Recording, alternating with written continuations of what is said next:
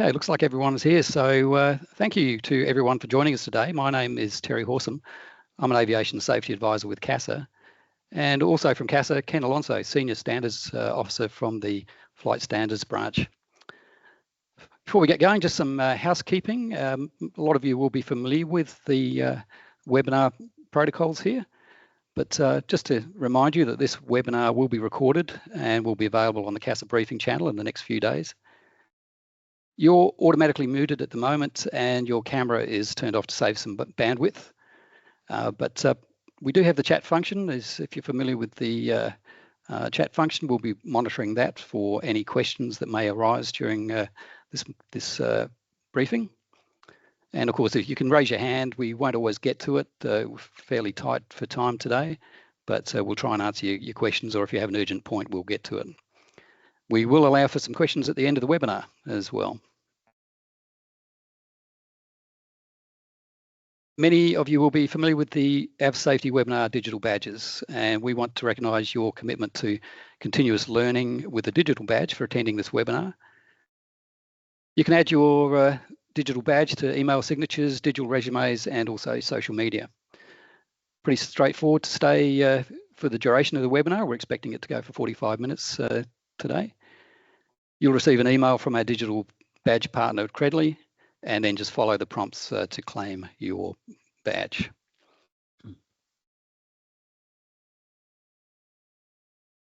Scope of today's webinar, we've got a discussion around the compromise that is night-VFR.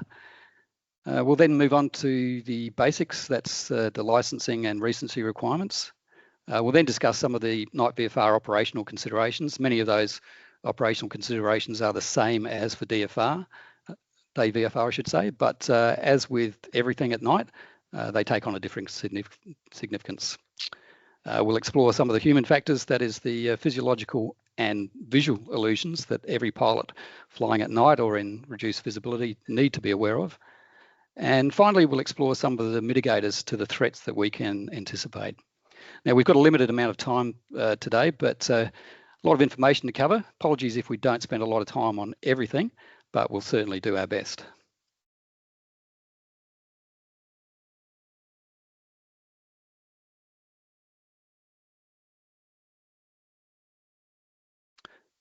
So today we're going to talk about the challenges that night VFR presents, but anyone who has operated at night knows that it is a completely different environment. It requires a heightened sense of awareness and also discipline. We also need to be aware that the senses that have kept us safe all our lives can actually work against us when we lose some or all of those senses. And night flying can be some of the best flying you'll ever do. It can be smooth, generally involves less traffic to deal with, but as with everything aviation, it pays not to get complacent. So as the slide says there, it's a compromise between instrument and visual flight. A little bit of theory here, of course. About 80% of our human orientation is visual. About 10% is from the proprioceptive senses, and about 10% is from the vestibular system, and we'll discuss those shortly. Now, if the visual element is missing, as in night flying or instrument flying, then the sense of orientation will defer to both the vestibular and the proprioception inputs. So proprioceptive, this is the sense that's responsible for awareness of position in movement in space. It involves the communication between our joints and muscles of the body, and it helps us sense where our fingers, our arms, and other body parts are. For example, it'll enable you to know how far to lift your leg when you're climbing the stairs, for example. And in flying, we often call that seat of your pants. So how does it feel? Your vestibular system, you're probably all aware of, helps you maintain your sense of balance. And it includes the structures inside your inner ear, which are the otolith organs and the semicircular canals. Now, when the vestibular system signals don't align with visual or other sensory information, pilots can experience spatial disorientation. That feels like they're moving in a different direction than they actually are. And as we'll see today, there are a lot of crossovers with IFR flight that need to be considered when flying night VFR. So without further ado, I'd like to hand over now to Ken Alonso, who's going to take us through the qualifications and recency requirements for night VFR. Thanks, Ken. Thanks, Terry. G'day all. For a quick read on what it's like not to have the proprioceptive system and vestibular system, it's worth having a look at psychiatrist Oliver Sacks's book, The Man Who Mistook His Wife for a Hat. One chapter of that, Awakenings, was turned into a great movie with, who was it, Robert De Niro and Robin Williams. Another chapter is dedicated to a number of people who lack the proprioceptive system or have lost it over time. And while it makes for an entertaining read, it's also a salutary lesson as to what life is like without it. Another great read with respect to what it's like to fly at night, and what it was like to fly at night without rules way back when, is the 1933 book Night Flight by author Antoine de Saint-Exupéry, who is more famous for The Little Prince, and also ultimately flew in World War II. But he cut his teeth flying night mail over the Andes, and the book Night Flight is well worth the read. It describes the reasons that legislation is, as they say, written in blood. So in order to fly at night, we now have a great many rules that are all intended to keep us safe. And in order to fly at night, you need to hold a night VFR rating or an instrument rating. And that's under Rule 61.375, which is the foundation. But the only other time that you're able to fly at night solo is when you're under training for a night qualification. That could be night VFR, the instrument rating, private IFR, or the aerial application rating at night. Thanks, Terry. As well as holding a valid rating, you need to keep current, and the recent experience requirements are to exercise the privileges of your rating to fly one takeoff and landing at night every 6 months, or to, if you can't maintain that currency, to fly with an instructor to make sure that you've maintained the skills. And it's probably worth doing a flight remote to the aerodrome as well with an instructor if you haven't flown within 6 months. If you want to carry passengers, you then need to do 3 takeoffs and landings every 90 days as well. Thanks, Terry.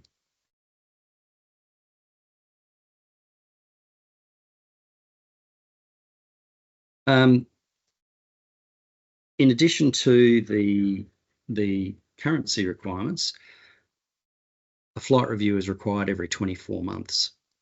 It's worth noting that 24 months is a very long time, and if you haven't been able to maintain your recency, it's definitely worth using the flight review as a training exercise to check that all of the components that you've studied to gain your rating are still current in your mind, and you're still thinking in the right way about the operation.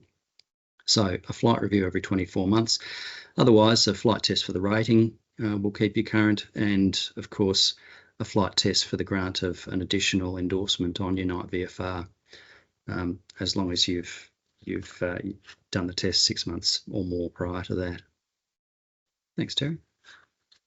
Thanks, Ken. You make some interesting points there regards to the flight reviews, in that many of us learnt how to fly at night through a Class D metro airport. Many of those have a lot of external ground lighting, so it is a little bit like flying during the day. But the majority of our regional airports are not like that. So it's interesting that you mentioned, in a flight review, that as a minimum, really, you want to do some sort of navigation exercise to take you away from the bright lights of the metropolitan area. And it's probably worth adding as well that the night VFR used to be called the Class 4 instrument rating, which recognised the fact that you really do rely on instruments because of the subtraction of your proprioceptive system and the lack of visual cues that we'll get onto later. Absolutely. Thanks, Ken. So brings us to flying, and we know that flying night VFR is different to day VFR. It's incumbent upon us to know basically what changes when the sun goes down. So there are some rules and regulations surrounding this, as most of you that fly night VFR would be aware of. And some of that is the aircraft equipment. So even if we start with the basic sort of stuff, before we even sort of contemplate getting airborne, we've got to look at the aircraft. And one of the points that's being made here is that the VHF communication is required for all night VFR flights in all classes of airspace. So that's different from the day VFR requirements, as we know. We also have a minimum requirement for nav aids on the aircraft. And so the aircraft that we're flying at night needs to have at least an ADF, a VOR, or a GNSS. Now, if you do have a GNSS for night VFR, it must be an approved IFR receiver. And then that takes us into the realm of our general competency rule, which is 61.385. And what that tells us is that if you're going to be flying an aircraft and relying on the GPS for navigation process at night VFR, which we wouldn't necessarily recommend, then it has to be IFR approved, but you must be competent on that system. Some of the other stuff that you'll be looking at from the aircraft perspective, and we'll talk about why we do this shortly, things like the cockpit and cabin lighting. So for the internal lighting, it might not be obvious during the day because you don't need it, but we need to have instrument lights for the essential instruments, and those essential lighting requires two sources of power. Now, normally your battery and generator system will account for two sources. Landing lights, something else before we go flying at night. You want to have a look, and this will vary, but an aircraft operating by night must be fitted with at least one landing light. And for operations under other CASA parts, such as 135, you might find that you'll need two landing lights, or it even goes to the point where you can have one landing light but two filaments. But you'll need to know that depending on what CASA part you're operating under. It's probably worth adding yep, go ahead. The AC, which we'll talk about later, on night VFR mentions CAO 28.3 as being the font of information regarding aircraft equipment. Since the advent of the flight ops regulations 3-4 years ago now, that has been replaced by the Part 91 and the Part 91 Manual of Standards, and that's why the references here refer to those components of the aircraft. Thanks, Ken. Yep, that is something that has changed of recent times, and hopefully everybody on the webinar is aware of that. Navigation lights, again, aircraft operating by night or in poor visibility must be fitted with navigation lights. And where required to be fitted, they must be displayed on the airdrome movement area, which takes us into another area then of airmanship as to when are you going to be operating those lights, and if they're required, and probably more so to position lighting, which we'll talk about shortly as well, whether you're using a beacon on the tail of the aircraft or strobe lighting. When do you operate that? And when we're talking about airmanship, is it good airmanship to operate those in a confined space around other aircraft as well? Further considerations, aircraft instrumentation. And as we approach our aircraft, we're looking at the aircraft maintenance release to ensure that it has been designated that this aircraft can fly night VFR, but there are some minimum requirements. They're in the Manual of Standards, as mentioned, for Part 91.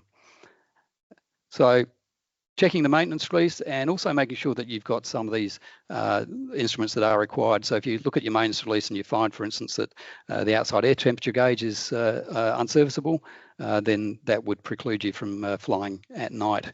And there are many other instruments, as you can imagine, that are absolutely essential for night flying. So if any of these are not serviceable, then that'll prevent you from going flying. Once again, in the general competency rule, as I keep saying, 61.385. Things like automation, we'll talk about that shortly, but how does that automation system work? Do you need to have it in your aircraft? Does it need to be serviceable if you're going flying at night? And if you have a reliance on it and you have been flying at night and on this particular occasion it's not working, how are you going to mitigate that factor? Other information is things like fuel. Final reserve has changed to 45 minutes for night VFR, and this is for an aircraft below 5,700 kilograms takeoff weight.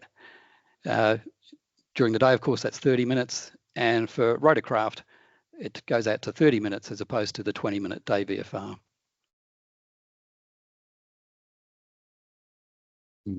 Anything else you'd like to add on that one, Ken?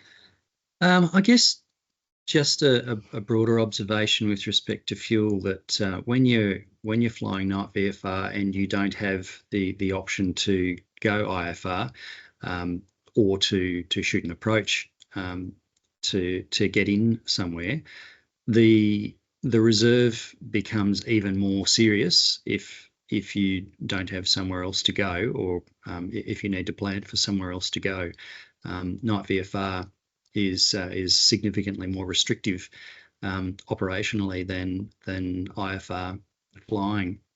So always make sure that you've got a bit more fat in the system, and carry absolutely plan to land with that final reserve, but also give yourself opportunities to go elsewhere if you need to.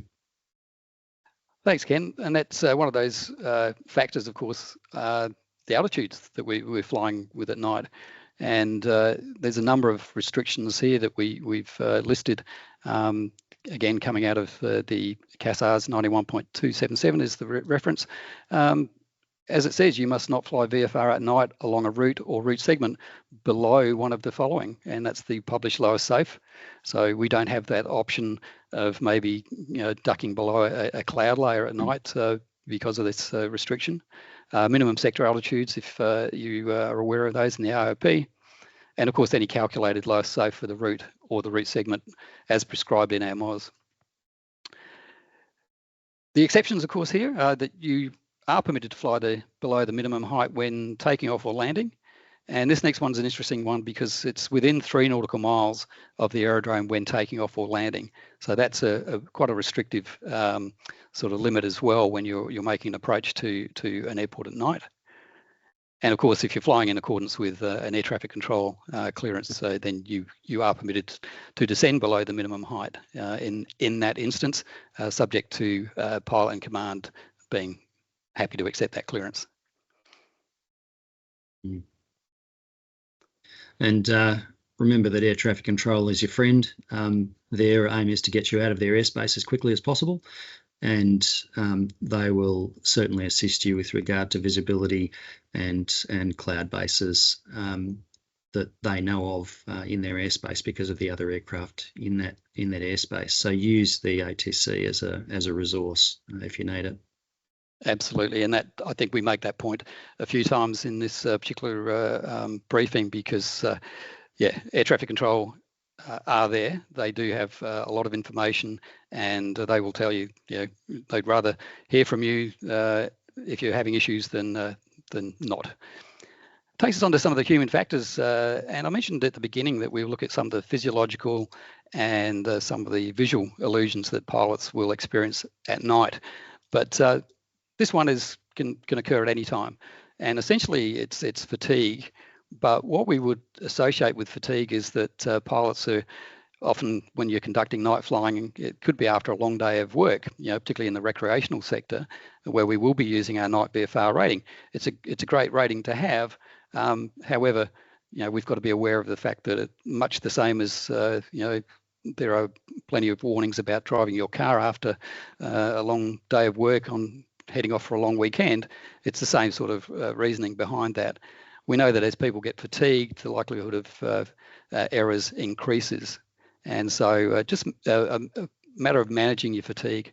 And of course, the other thing is that the night VFR rating is very handy if you want to depart before first light. And that may be after you didn't get quite enough sleep the night before because you're aware of you've got an early morning start. So the possibilities there are that you could be quite fatigued in the flight that you're about to conduct. So try and manage that as you can. So a few of these illusions we'll run through quite quickly. We won't spend a lot of time on them. We do have some information at the end of this briefing regarding further reading that you can conduct, and we've got the AC that Ken has already referred to, which does include a lot of information on some of these illusions. And when you're speaking of illusions, it's quite difficult because it's a concept unless you have actually experienced it, and I'm sure there's a lot of people in the webinar today who have experienced many of these illusions while they've been flying at night. And certainly as IFR trainers, we make sure that people are aware of these things so that they don't fall victim to them. This one is an interesting one. It's autokinesis, which is an illusion where you've got a stationary point of light in a dark or featureless environment, and it appears to move. Now, this can be particularly off-putting if you're making an approach to a runway and it's in a black hole situation, and we'll talk about black hole shortly, or if you're approaching a lit helipad, for instance, as well. And it's no surprise that in the outback, popular mythology talks about the min-min lights, which are isolated lights that move.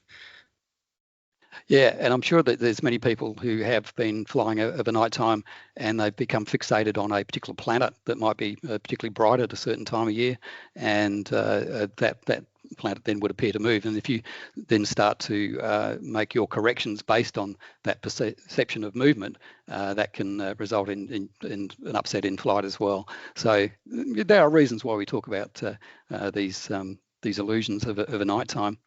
Another one is false horizon. That's the lack of a defined horizon, and it can lead to pilots aligning the aircraft with what could be sloping cloud during daytime.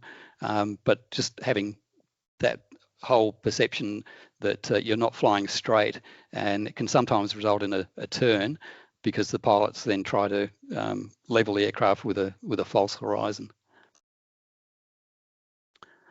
Civilaviation, Ken, do you want to do? Are you familiar with this particular one?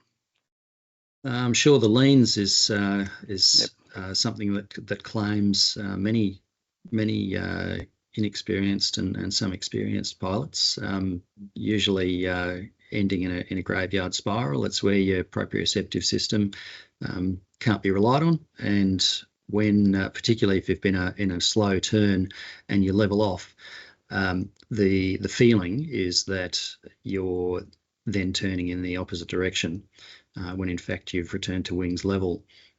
So the leans is a killer, and you combat that by relying on the instruments available to you, in particular the artificial horizon, and also your turn coordinator. Yeah, that's right. And I think the leans, as we all know it, again, it's a concept that unless you have actually experienced it, it's quite difficult to get across to people. But we know that if you're in a gradual turn and it's less than 2 degrees per second, this is below the detection of your semicircular canals, and so you don't even detect that you're turning at this point. And then, as you say, you try and correct based on that. One that is fairly common, and we have had a number of aircraft in Australia and around the world where pilots have been susceptible to the cinematographic illusion. This one, Ken, you want to discuss this one? Sure. Look, probably the case in point would be a King Air taking off at, I think it was Meekatharra quite some years ago, and as soon as you take the wheels off the ground and accelerate, you get the impression that the aircraft is pitching down, and is pitching up. That's the one. And with the acceleration, and then once you've raised the undercarriage and the aircraft accelerates again, you get the same feeling of pitching up. And the response, if you aren't latched onto your instruments, is to push forward, which can end up with contact with the ground again. Once again, when you raise the flap, you accelerate again, and you get the same sensation. So it can be multiply disorienting on your departures late at night, especially when there isn't a horizon reference. And Meekatharra, if you've been there, is a very, very dark place, and that's common to most places in the outback when you're taking off. And obviously, the higher performance the aircraft, the more severely you'll feel this particular phenomenon. Absolutely, and I think there's a number of reports throughout Australia and overseas that do discuss somatogravic, and occasionally on autopsies, etc., they can work out that the pilots were actually had their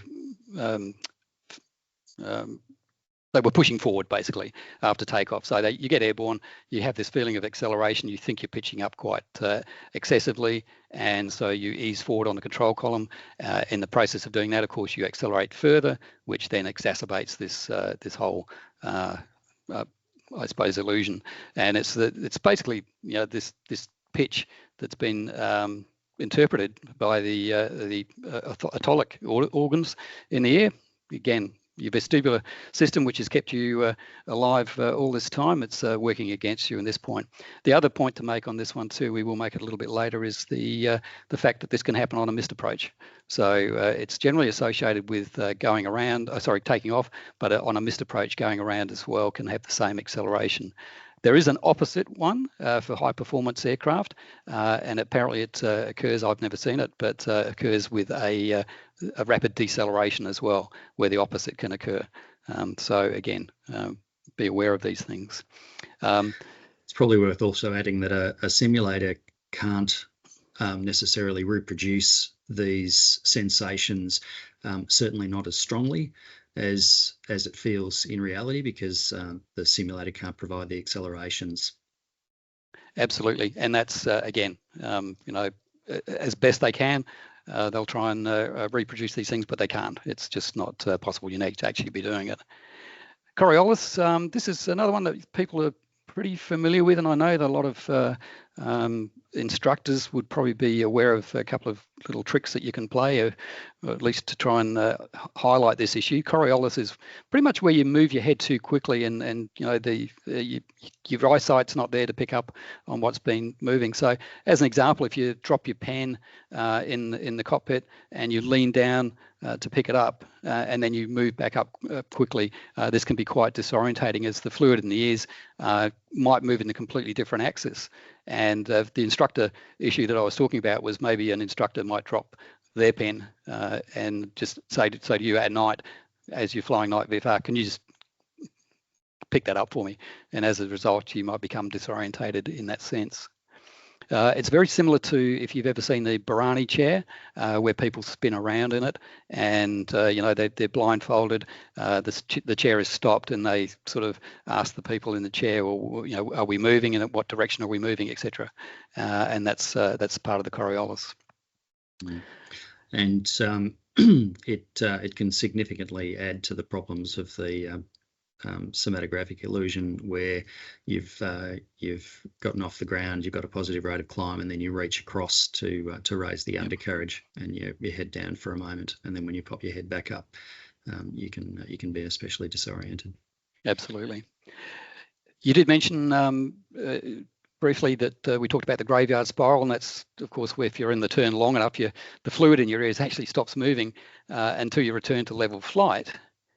And as you move, so you feel like as you sort of return level flight, you feel like you've moved in the opposite direction, and you go back to the original turn thinking that you're straight and level. Before you know it, you've lost some altitude, and you start trying to correct, easing back on the column, but you're actually tightening up a turn, and that ends up in the graveyard spiral. There's another one which is really important that we should be considering, and that is black hole. And black hole conditions do exist on dark nights, and it's usually with no moon or starlight. There's no ground lights between your aircraft and the runway threshold. Occasionally you'll have a town or something in the distance. Sometimes this is called featureless terrain illusion, and basically fools pilots into thinking that they're actually higher than they actually are. So to counteract this, they actually end up flying a lot lower approaches. You ever had that, Ken? Absolutely. I think circling approaches are the most dangerous thing you can do, really. Operating at low level infrequently without a low level rating or experience is about as risky a behaviour as you can have, and it's a great thing that that most approaches these days do in fact bring you in on the runway approach. It's probably well worth adding that when you do your flight review or when you're doing your training, that you do in fact get over the divide and into rural areas where there aren't the lights available to you to provide you with a reliable horizon to start getting a sense of this while you're safe with an instructor on board. Thanks. So we will come back to black hole in a moment. Night vision. Well, this is an interesting one as well, because when we talk about our vision, we're talking about the cones and rods within the eyes. Now, cones are best during the day because they look after our colour and day vision, and they also look directly at us, in front of us. So when you're looking directly at an object in the daytime, that's where your cones are working. Now, the rods are what used for night vision and also peripheral vision. So actually we have a bit of a blind spot at night when we look directly in front of the aircraft. And so when we're talking about night vision, it's actually that acclimatization, if you like, of your eyesight to what's going on outside. And this can take up to 30 minutes for your eyes to adapt to the darkness and achieve that full night vision. So we've got to be pretty aware of, particularly if we're using electronic devices in the aircraft, that a bright phone or even a torch, which doesn't have a red filter, could result in a loss of our night vision. And that's also a reduction in oxygen at altitude can also affect night vision. So it's important that we're aware of that physiological limitation. It's probably also worth adding, and we'll mention it again later, that when you're using a red filter within the aircraft, you'll find that red printing on maps, such as roads on a WAC chart, will disappear. So it's worth changing the colour or creating a mud map with the major features that you'll be seeing on your trip in order to combat that. Fantastic, thanks. Okay, let's have a look at some practical side of things. So we've looked at the human factors, and now let's have a look at some of the hazards that that we're talking about here. Are hazards which are threats and also risks. So when it comes to planning, flight notification, and we know that if we're proceeding past 120 nautical miles at night, then we should make a flight plan, provide a flight plan, or at least as a bare minimum have a flight note provided. Last light and first light, so timing's everything. And so at night, the formation of ground fog, for example, will significantly affect runway visibility, and it can happen quite quickly. And of course, this might still be a feature when you depart pre-sunrise. Aerodrome lighting and alternate requirements. So what are the requirements? What lighting is available at your destination for your planned time of arrival? What do you need to take with you as when it comes to fuel and the like? So for an aerodrome with a lighting system other than PAL, pilot activating lighting, 30 minutes prior to the ETA until landing and taxiing is complete, you need to make an allowance for that. A big one, planning at night, terrain considerations. And the idea here would be to plan to avoid terrain that may be unsuitable for forced landings. This also applies during the day, of course, but it does change quite dramatically over night time. So maybe recommended then to go via a area with a lower safe altitude, possibly even planning to overfly aerodromes that have lighting continuously on. just to enable you to at least have some plan B in that case. If it's a longer route, it might be the safest route, so consider that during your planning stages. Anything you'd like to add on that one, Ken? Yeah, I guess case in point is if you're flying from somewhere in central Victoria to Canberra, you probably wouldn't choose to go over the Great Divide overnight. You'd track via Albury and up the Hume Highway before turning in Aviation to get into Canberra, and that guarantees you've got some flatter ground if you need it, and lower ground as well. Absolutely. So those are those considerations. To say they might be the same during the day, but at night they take on a completely different meaning as to why you've done it. Mm. And of course, final reserve fuel, we did run through that earlier as to the change in final reserve fuel. In a place where there's a propensity for ground fog to develop, it's always good to have a bit more than reserve to get to an alternate. And even if it's not forecast, but the locality can develop these kinds of fogs, it's worth having a place to go. It's very lonely when you're running out of fuel. Indeed.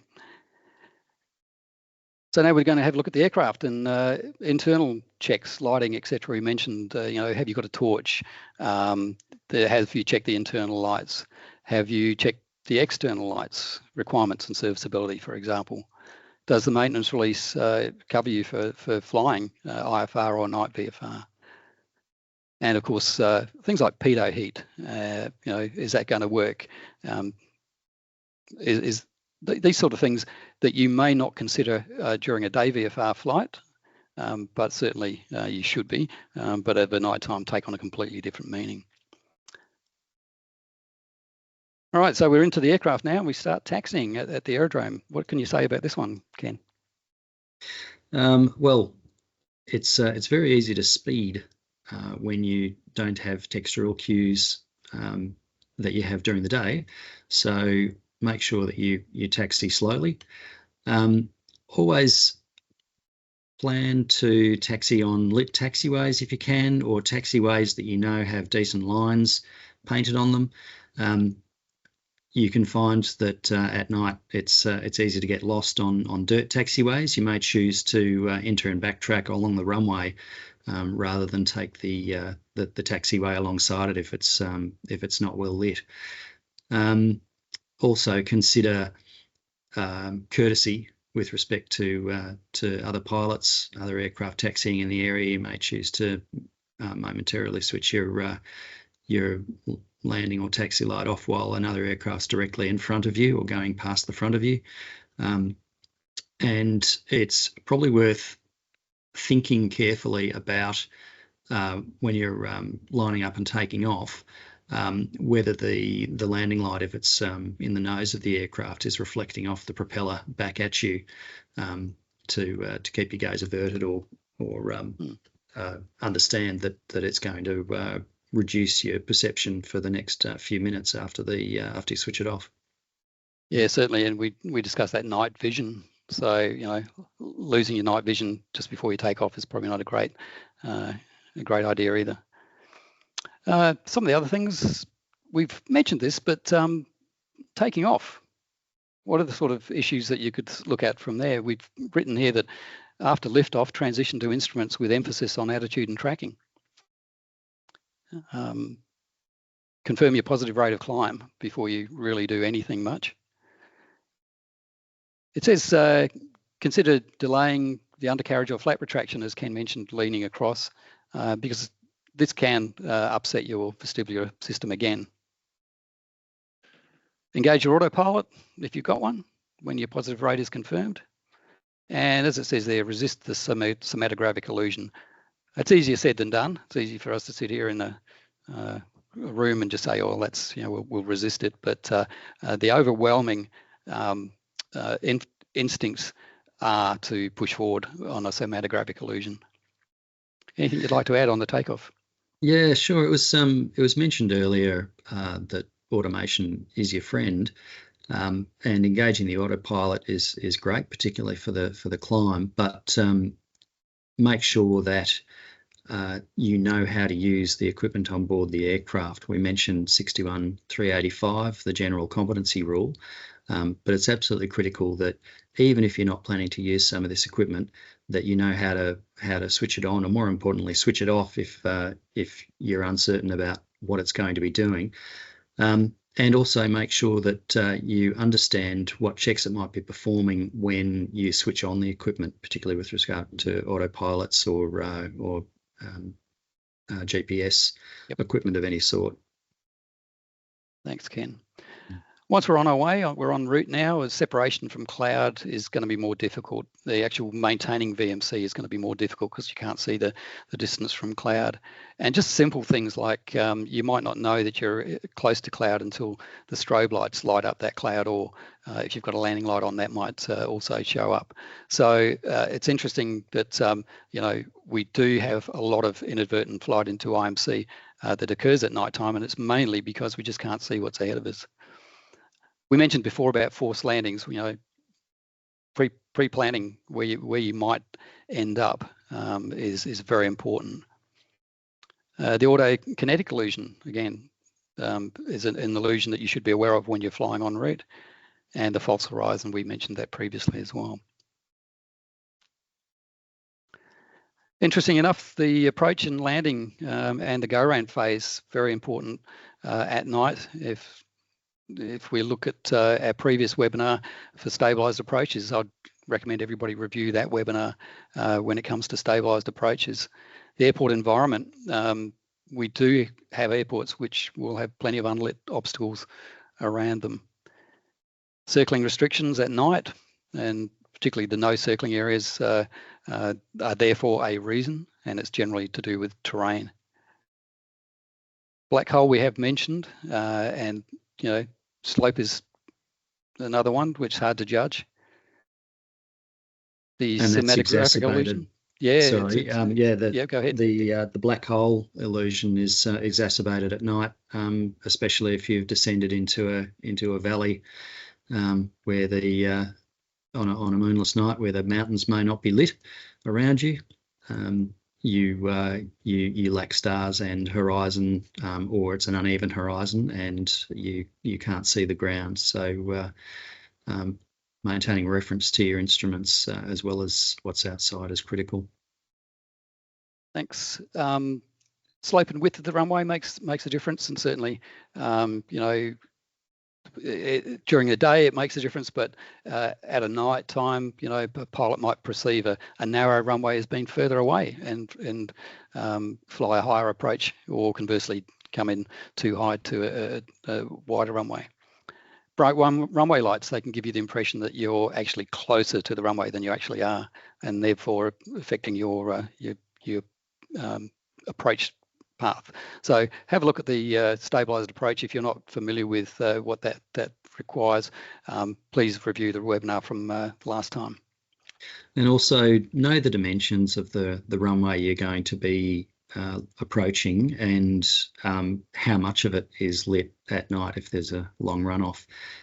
That will just give you the information in the back of your mind about what you expect to see as you're making your approach, which will help with your flare and the hold off, and also the approach on your way in.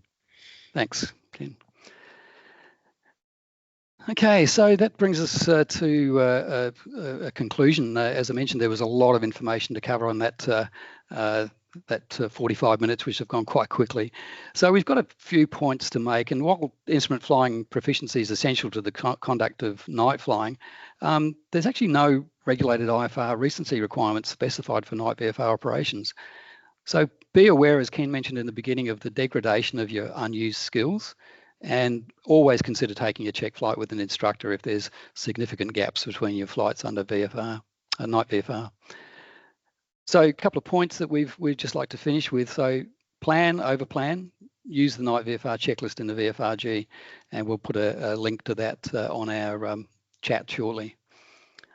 Don't attempt any flight at night without training. Don't attempt any flight at night without currency. please be aware of the hazards and risks of night VFR flight. And consider all your in-flight emergencies. There's nothing better than flying the chair when you've got the opportunity to go through it at night. You might be familiar with your aircraft configurations during the day, but at night you might reach for something that that's not there. So again, fly the chair if you can. If you can, sit in the aircraft. Don't turn anything on. Just sit there and get some muscle memory as to where things are. And I think we'd be remiss without sort of using the old adage there that trust your instruments. Your instruments don't know whether it's nighttime or daytime or what is going on. So your instruments will always give you an accurate reading of what is actually happening. I say always, barring any failures, of course. Ken, is there anything you'd like to add as we're finishing up today? No, that's all great. Thanks for having me. Oh, no, you're welcome. Thank you very much. I've just got a couple of questions in there. Do the night VFR height limitations still need to use hemispherical heights on top of those limitations? The whole thing about flying, I think, Brendan, is predictability, and we do expect that to be the case of a nighttime. However, at pilot discretion when it comes to what altitudes you'll be flying. But predictability is the main thing. So we expect people to be flying at least hemispherical. At nighttime, you might be a little bit complacent because there isn't that much traffic out there. So probably even more important to be flying hemispherical where possible at your discretion, of course. Got a longer question that we'll get back to, I think, from Matt at Rotorlift, and we'll get back to you on that one. I think it's a little bit too complicated for our briefing today, but I will get back to you on that. Further reading, there's plenty of it out there. Just regarding the advisory circular there, there's a great booklet out from the ATSB regarding visual flight at night accidents, and we also have our A5 cards from our AvSafety presentations on spatial disorientation. That brings us to the end of our... sorry, it's probably worth adding, Terry, that the AC is due for an update, and it still refers to the CAO 28 series, which is now incorporated into Part 91 and the Part 91 MOS as well. Excellent. Thank you very much, everybody, for giving us your time today. Hopefully you've maybe learned something or maybe just revised on something that you already knew. And don't forget, this webinar will be available on the CASA briefing channel on YouTube, along with our other webinars. So safe flying, and thank you for joining us today.